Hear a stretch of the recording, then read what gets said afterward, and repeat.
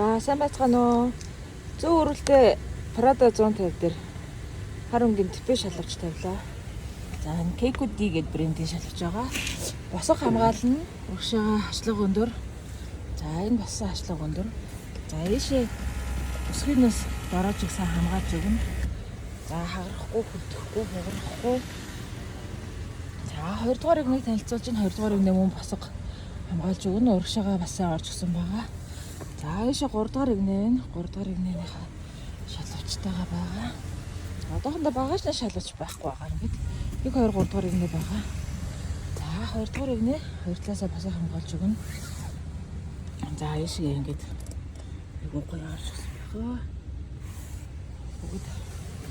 Бүхэл хамгаалах хэрэгтэй дорож ихтэй бүтэн хамгаалж байна.